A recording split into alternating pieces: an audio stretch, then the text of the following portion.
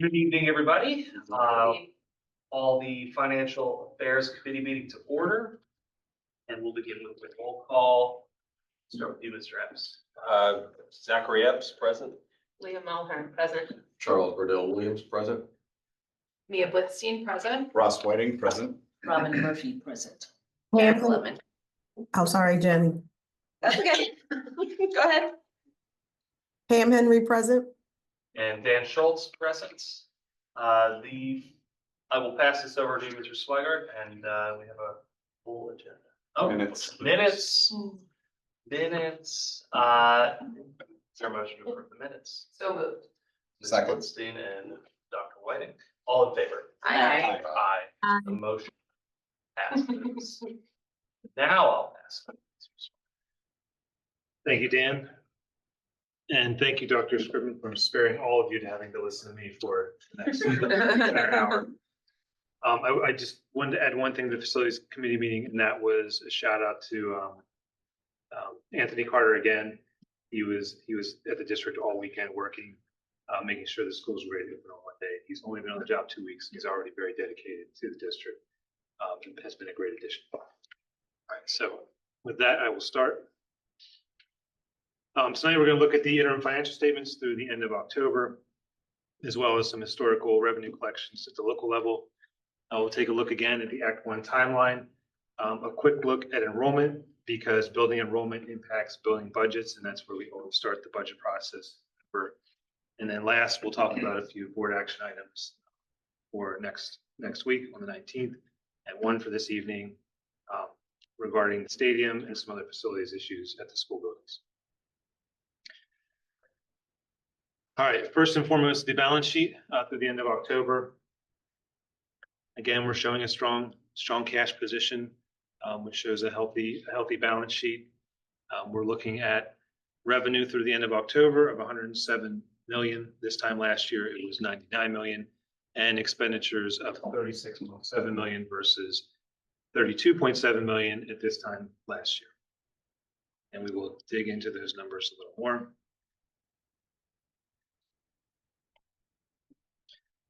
Our local source revenues are $2.1 million more than the prior year, partially due to a tax rate increase, partially due to some stronger collections in other areas. Our federal revenue is a result of some of our ESSER money, the tail end of our ESSER money trickling into the district to the tune of 1.5 million of that $2.1 million federal revenue we received. And that will be the last of the ESSER money that expired at the end of September. So that $6 million block will be no more, and we won't be seeing that on our financial reports. Looking at the expenditure side, there's a couple areas that are starting to come to light that are of some concern financially. Our regular educational programs, teaching programs, we're showing a $700,000 increase. We talked about that the past couple months. That was the Newsella subscription and some of the curriculum we purchased, which really needs to be adjusted and spread out over multiple years. So not a true $700,000 increase, but some curriculum spending as we continue to develop and bolster our curriculum. On the special ed side, we're starting to see a slight uptick in the number of students that need to be placed outside of the district. And that is oftentimes just a factor of circumstance, not something that's really in our control. So that's part of the reason we're seeing an increase on the special ed side. And in addition of some of those placements, they are of a higher need. So they require more services when they're placed outside the district. So students that we would not have the resources due to severe special need would be placed elsewhere. So that is partially driving up the cost and partially the timing of when some of those bills are paid.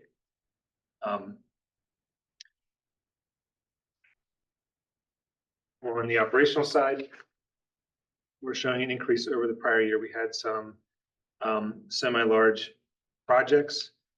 Some of its timing, we've paid Chadwick somewhat timely, but Chadwick has also had to perform some repairs within the buildings, including some boiler replacement work that needed to be done.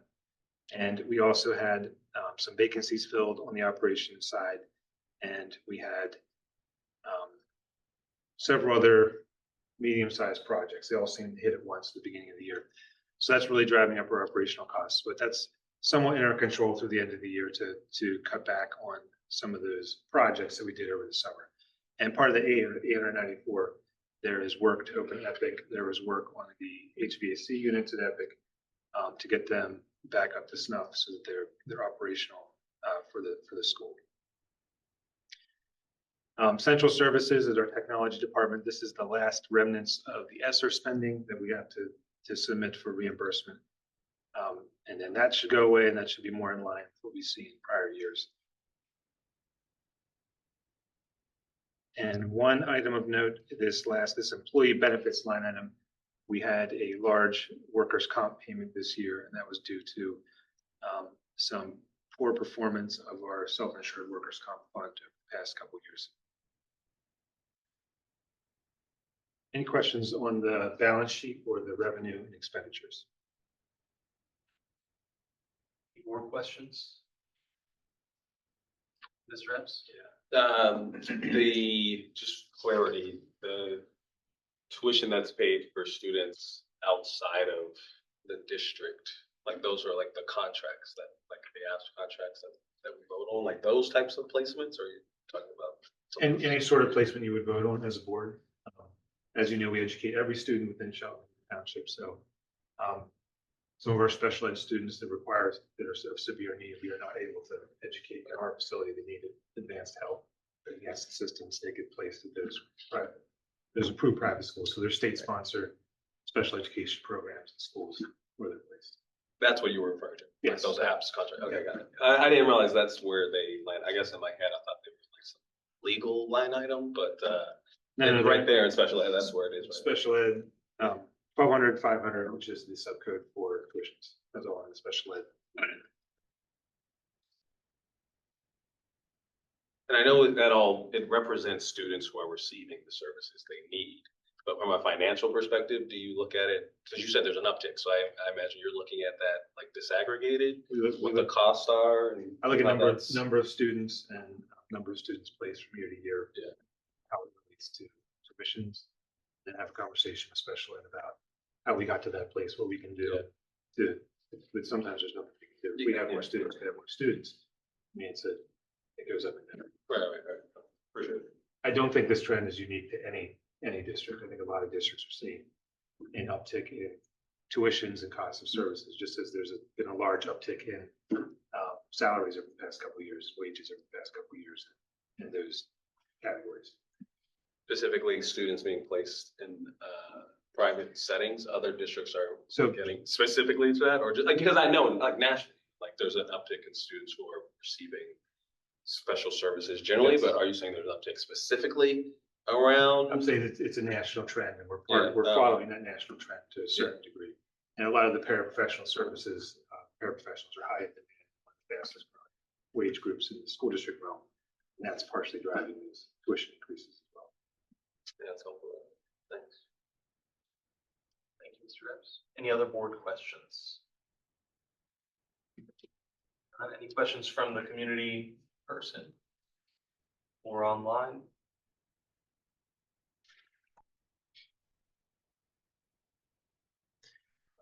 I'll quickly touch on this slide. This is our visual representation of our expenditure versus revenue growth. Again, our revenue growth occurs mostly in the beginning of the year and tails out, and our expenditure growth is a straight line right to the finish. So obviously, we're hoping to have a slight gap and not exceed.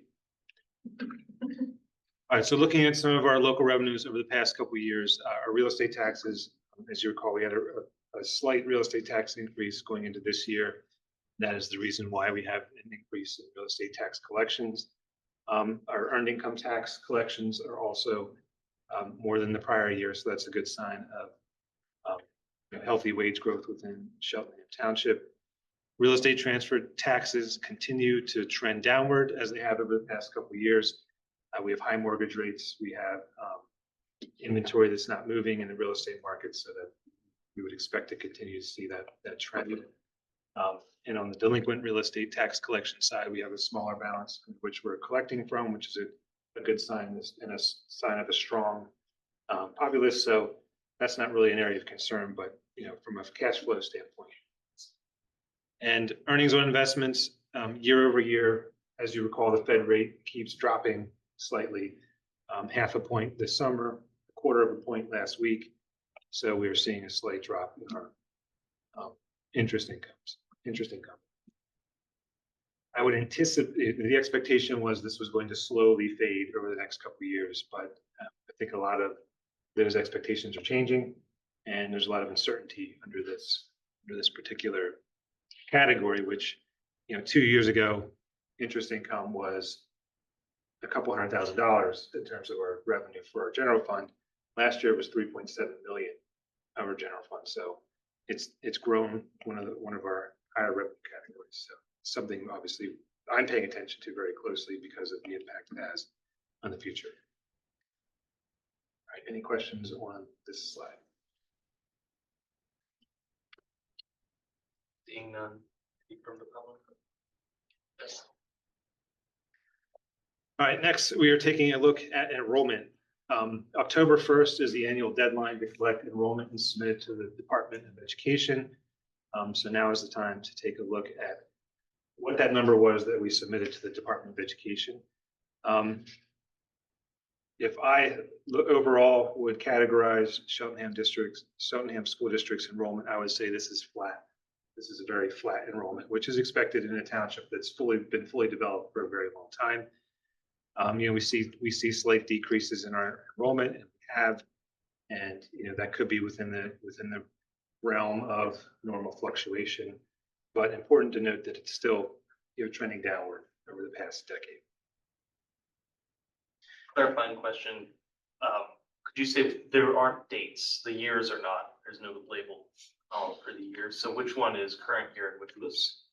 I'll update this. I'll update this slide Thank you. unless I got cut off.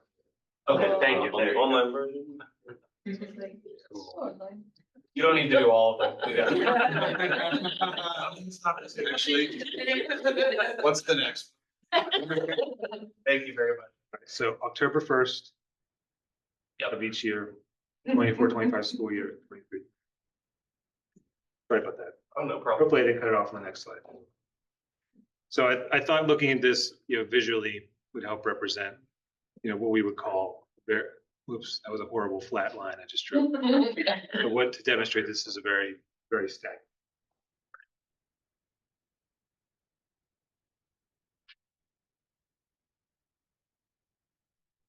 Oh, here we go. There's the year. And then finally, looking at the enrollment study we had done just 2 years ago that was performed by the county, and looking at relative birth rates and projected development within Cheltenham Township, where they expected enrollment to be. And at this point, they were expecting 4,455 students, and we are still sitting at 4,141 students. So we're coming in quite a bit under that projection, which obviously is something we watch every year as it relates directly to our capital plan and our anticipating construction buildings. Any questions on enrollment? I see a question from the public. Yeah, so, If you could say your name and where you are from the district. yes, sorry, Tony Ezel, Glenside. Question regarding enrollment, we showed the students that are actually enrolled in Cheltenham. Do we have, or maybe the numbers, how are we trending with regard to how many we're funding to go to out of township school? So part of the annual report we submit is a child accounting database, which is every student that we educate through the public school system. We have a count, which is a public report that says we have this many full-time equivalents attending all of these different institutions. So we have that report. I have that number. I don't have it with me right now. I could, if you would like, I could share it with you. Please. Yes. So, did you have a graph to show if it's Sorry. increasing? Oh, now Ezel, Glenside. Thank you. Would it be a graph like you showed here of how our enrollment is, how steady it is over the years? Could we see a graph of whether or not that's increasing? Is that, so we can see where kids might be going since our numbers are kind of staying flat? Sure. Yeah, and that includes public charter school students as well. Right. It does not include private school students because the child doesn't register for a public institution. We don't 100% know where they go unless they request transportation.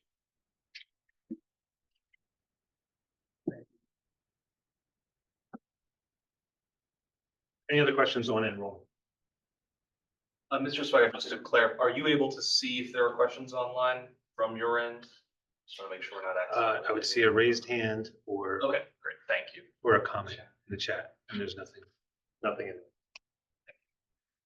All right, so this, just to be clear, this number represents students attending our buildings within our walls. All right, so also thought it would be prudent to just take a quick look. I'll include this slide every single meeting from here on out. So we are at the September 30th, we get our Act 1 allocation, which is a percentage in which we are allowed to increase taxes, max amount that's provided by the state. October 1st, we are submitting enrollment. We use that enrollment number to help determine building enrollment and to help to determine building budgets. And that's the point we're at now. Once we get to that point, then we start scheduling budget meetings with the rest of the district and all the department heads to pull together that preliminary budget, all in anticipation of this Act 1 resolution, whether we're going to opt out of Act 1 or we're going to remain within the Act 1 boundaries. And so that's where we are in between that phase. And so here's the rough worksheet under which we do the building allocation. So we take our students by building, we look at the number of gifted students, special ed students, weight them for required resources for those students. And we compare what we're allocating for, these are just classroom supplies per building based on that enrollment. And we use this as a tool. It's not an exact tool, but it's a good tool to give us an idea of, do we need to start allocating more money in the budget to one building versus another based on the enrollment and where it's headed. Excuse me. So Cheltenham Elementary is over the last 2 years very stagnant, but there was a large enrollment growth between 23-24 and 24-25, and the budget was increased. The only real areas where you might want to take a look are Glenside and Myers that saw some fluctuations in enrollment. So what we'll probably look at doing is providing some additional resources to Myers Elementary. For such a small change, I don't know that we would cut a building budget by that little for such a small change. And for Cedarbrook, which has 800 students, and the high school, which has 1,400 students, I don't know that it would be worth cutting the budget for that amount. So this is the adjustment we're looking at. And again, this budget, this building budget, this classroom budget is only 1% of our entire budget, but it's where we start the process. Any questions on the building allocations? Seeing none.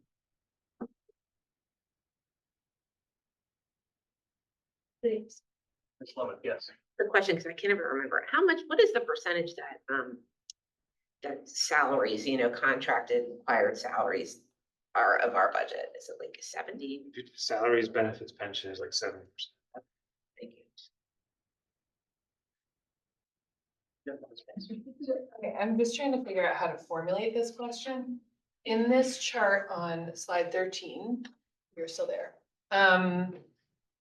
Where it says, just in terms of reading the chart, I'm starting at the top, Cheltenham Elementary, and where it intersects with kindergarten, 45, what? What is the unit? How is that number calculated? Actual enrollment as of October 1st weighted down because Cheltenham, or not Cheltenham, kindergarten students are generally less expensive. This is a very subjective calculation. So I'm sorry to be annoying, but I still don't understand 45 what? Like, what is the Students. unit? Oh, Students. 45. So there has been an increase in 45 students, or there are 45 kindergarten students total in Cheltenham Elementary? As of October. it's Yeah, there's probably like 55 or 60. it's the actual enrollment times 75% because they're weighted down. So this is like That's these are just all I factors. needed to hear was the formula, like, I don't know how we're getting. And there aren't that that many number. special ed students, but they're weighted up. The count is weighted up because, Gifted also weighted up. yes. Thank you. You don't have 0.73. I did. Thank you. That one, mine. This is helpful information because as we kind of get the pieces of how a budget comes together, right? We have the enrollment, we've got the academic, we talk about requests and things like that. So all of it is being able to put it all together is helpful. Making decisions. 70% of it's already set. Yeah, no, right.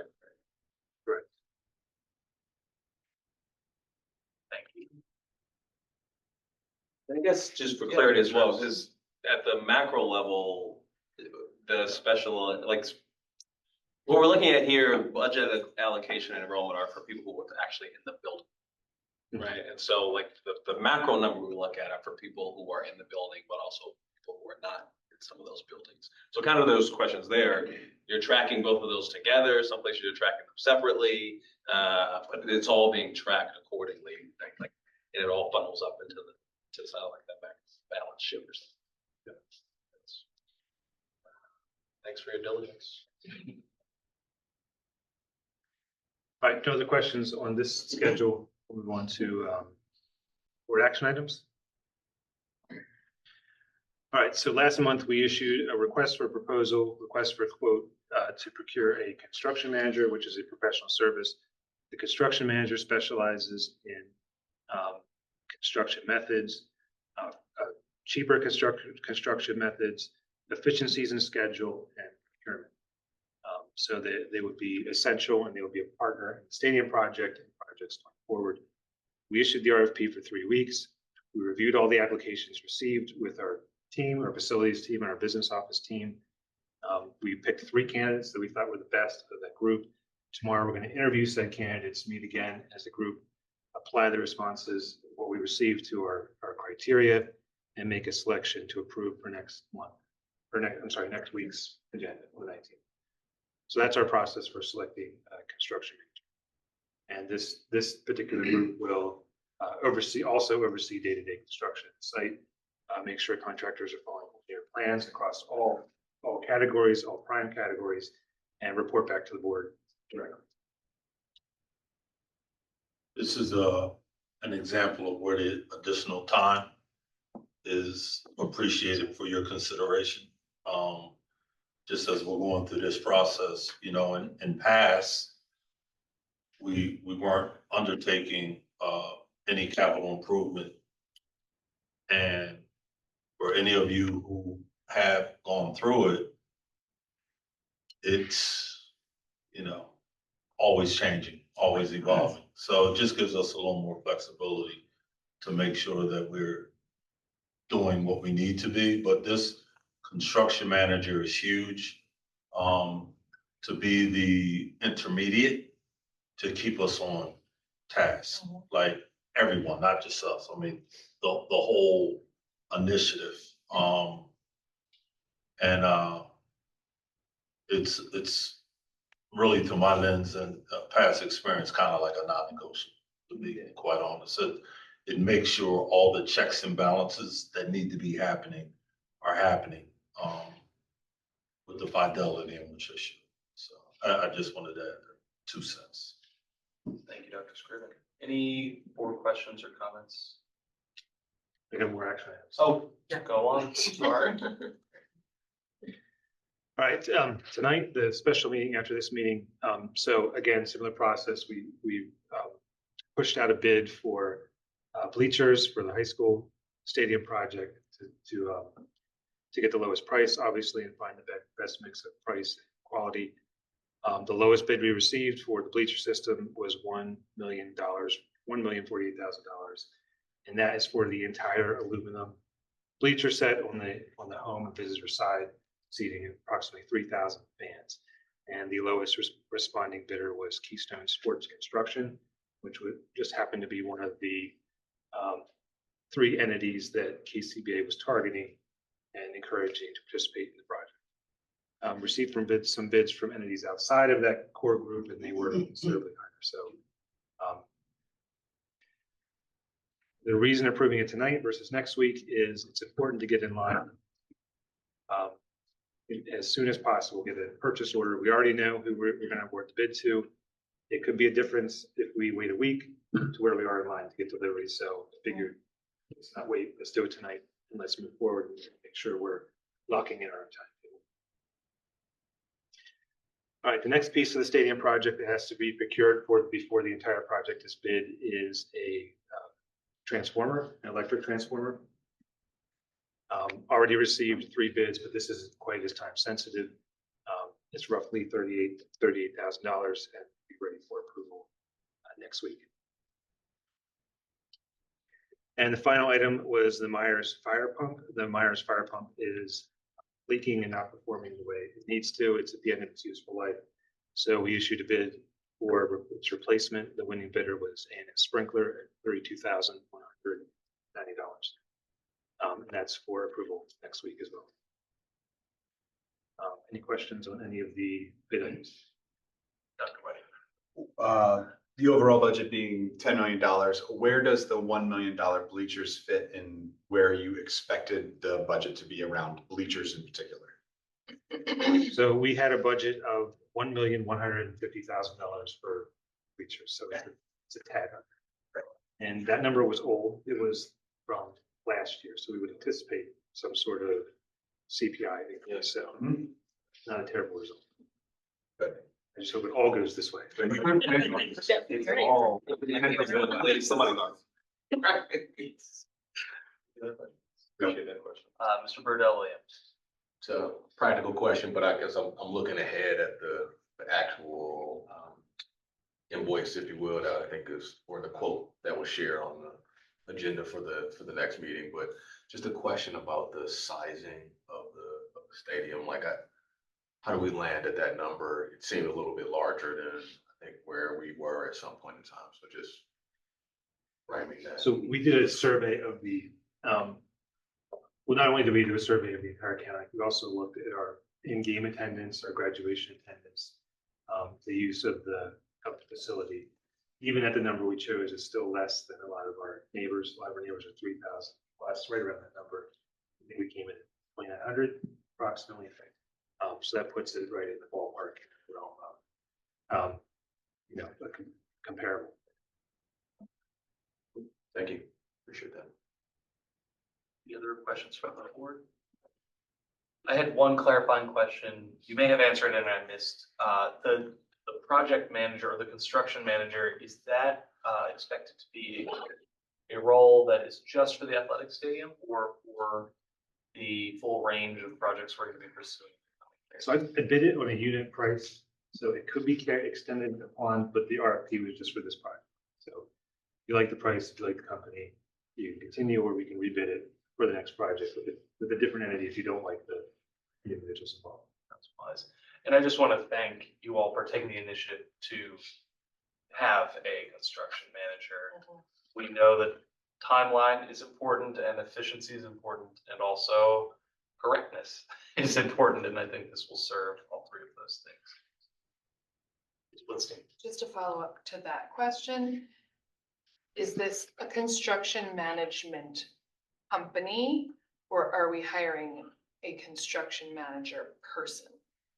Or a combination? You're hiring expertise of the entire company, but as part of the interview tomorrow, the directive was make sure the person who we're going to be working with on a day-to-day basis is there so we can meet them and ask the questions. So during the site work, during the project construction period, is primarily one person who's there day-to-day. Thank you. Any other questions from the board? Not any questions from the public? Hey, Dan, there's one question in the chat. I did ask the participants, the attendee, to state their name and where they reside in the district, just FYI. That's a quick question, so we can, I think, answer it. I can't read The question is from Dana Burnley of East Cheltenham. How many people will the bleachers accommodate?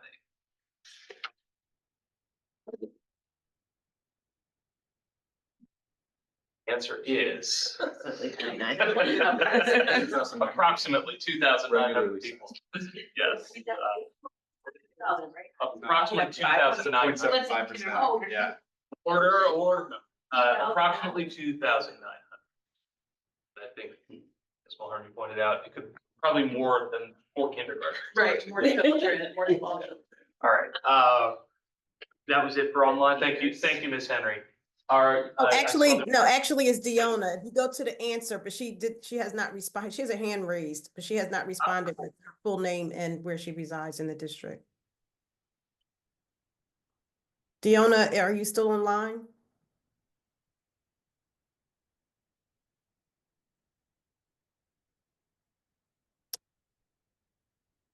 All right, I don't know. Her hand's no longer raised, but I don't know if she put her information in.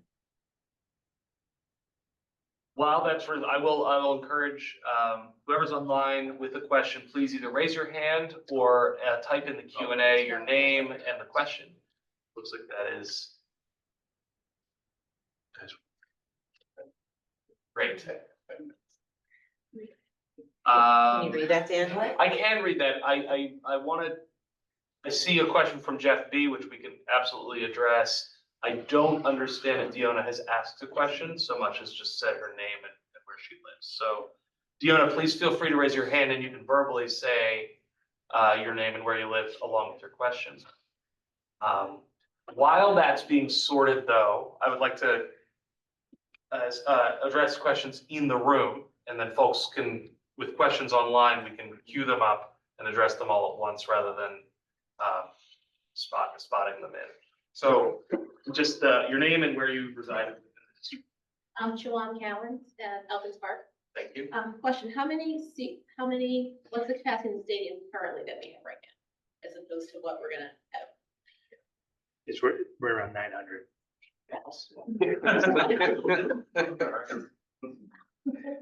Thank you. Yes. Tara, not to Elkins Park. Is that 2,900 number being compared to all the events that are held at the stadium? Particularly not just football events, but for the track invitational events where we'll have multiple schools coming to our school. I'm not sure if that's considered or factored into that. What is that 2,900 based off of? So, almost, I don't say luckily, but almost by coincidentally, we used hometown ticketing. So that really gave us a very accurate number of exactly how many individuals were attending our football games. Plus we sell graduation tickets, so we know the count of the number of individuals who attend graduation. So we use that as a baseline. Most of the games fell below that number. Graduation got right to that number. And between that and the comparison of every other public school district stadium in Montgomery County, that's right in the ballpark. That's right in line. Okay, so for hometown, I know track events, they don't usually, invitational, you don't pay to get into the track events. So usually, I don't know how many people want to an invitational, there might be 30 to 40 schools that come out to these events. We can't hold that capacity here, which is why we don't host them at our school. But if you have 30 schools coming to our stadium with all of their track athletes, which a track team can hold up to 50 plus kids, depending on the size of that team. That's not including spectators. How is that calculated? Because we don't sell tickets for track events, and I don't know of any other high school that does. We've never had an invitational, so I couldn't tell you how many individuals showed up. Okay. Other schools that have held invitationals have roughly the same size stadium. Okay, thank you. And I have one more question. In terms of the project manager that we will be bringing on, the interview questions or the requirements that were presented, if they are to stay on past the stadium project, are we sure that they're able to handle, let's just say, the HVAC system project? Are they familiar with electrical? Like, what are the requirements being asked of this project manager that we're bringing on? So there's, of the 3 entities we're bringing on, one, it works primarily in New Jersey. It's a laundry list of New Jersey schools it has assisted in building. The other one was a project manager for the entire Upper Dublin High School complex. And the third one is right now doing the entire Pennsbury High School construction project. I mean, these are 2 entities that have done many, many, many projects. There aren't an enormous number of construction managers in the state, but 2 out of the 3 would be the top two in this area. Thank you. All right, thank you. Any other questions in person? Then we can move to the online questions. I believe, Dana Burnley, that was the person who asked the question we already answered. The next question I see is from Jeffrey Braden of Ashbourne Meadows, who asks, will our taxes be increased to fund construction projects? And if yes, how much? So this particular project was funded out of the reserves district, out of our capital reserve fund primarily. Future projects will require a bond issue. I believe in the long-range capital plan, we presented a slide where we anticipated a bond issue. I don't recall, I think it was 1.75% tax increase to fund all projects that we anticipated over the course of multiple years. So that would be a 1.75% increase for not just the stadium, but also solving the Elkins Park issue, which involves an expansion to Glenside and an addition to Cedarbrook, as well as the high school's HVAC system providing air conditioning. That's correct. I think that if we scroll down, there may be an additional question from. Great. And I apologize if I'm mispronouncing your first name. Deanna Thompson from Elkins Park asks, do you think one of the reasons enrollment is lower is because of the high tax rate in Cheltenham? Is there any way that this can be reduced? So from the enrollment study we did, the primary driver for the steady decrease in enrollment is just birth rates in Philadelphia in general. Birth rates in this region are down. There just aren't as many children being born. That's the primary reason. We have the same amount of housing stock as we've had in the past. We just have less kids coming out of housing, Out of the housing. That's right. It sounded awkward to say. And I'll just address the second part of the question, which is there any way that this, presumably taxes, can be reduced? And I want to just focus on two answers from my perspective as co-chair of the Financial Affairs Committee. The district works very hard to be efficient and effective in its budgeting process. So that really means looking at what we are doing, looking at what our students need, identifying places where we may not need the amount of resources we have in the district, and can allocate them to places that maybe have more need instead of increasing taxes. There's also the negotiations process, which we are currently going through. I don't know if you were on the call when this was talked about. I think it was in Facilities Committee, but 70% of the district's budget goes to salary, benefits, and the pension plan. That's a large percent and also a large dollar figure. Those costs come from contracts. And so that's just one thing to note. And the last thing I'll say is that prices do go up. Cost of living does go up over time. And the way schools are funded in Pennsylvania are primarily through property taxes. And so ultimately, in order to maintain services in a public school system, it's very difficult to decrease taxes. Mr. Swigart, yes. So just to be clear, the pension fund is not our pension. It's a state required fund that we have to contribute into. Thank you, yes. Lemon, would you raise your hand? I was just gonna also add to the explanation a little bit of the property tax situation, which is that we also happen to be sort of the original bedroom community in some ways here in Cheltenham. We were designed to be a suburb and only a suburb, which means that we have very few tax-paying businesses. We don't have a mall here. We don't have Willow Grove Mall. We don't have King of Prussia Mall. We don't have any of those types of very large tax-paying businesses. We have nonprofit organizations who do not pay taxes. And so that's the other issue. And as you alluded to as well, the other problem in all of this, and this is still being sorted out at the state level, is that the state simply is still working on trying to figure out what it means to fund their public school system adequately. And we're the beneficiaries of that this year, some additional money in terms of assuring that there was some adequacy there for us because we tax ourselves at such a high rate, but it's that's gonna be a work in progress, and hopefully we will continue to get more money from the state than we have gotten in the past. Thank you, Ms. Lemon. But I do want to just underscore the reverence that I think this administration and this board gives to minimizing tax increases as much as possible. And if you look at our recent history, we are in the bottom quarter of Montgomery County school districts when it comes to tax increases. So, and that's a reflection of the energy and effort we are putting into, righting the ship and trying to get more in line with what our community's wealth is when it comes to our tax levels. So thank you for the question. I hope that provides some context. The next question is from Michael Brooks of Elkins Park. He asks, are we on track for beginning of the school year for completion? And I assume that's next school year. Yes, for September. Yep, that's why we're taking action right now, so we can stay on. The answer is yes. Are there any hands raised? Excuse me. And if not, I think that is all of the questions. Okay. Yes. No, Ms. Ezo, one side.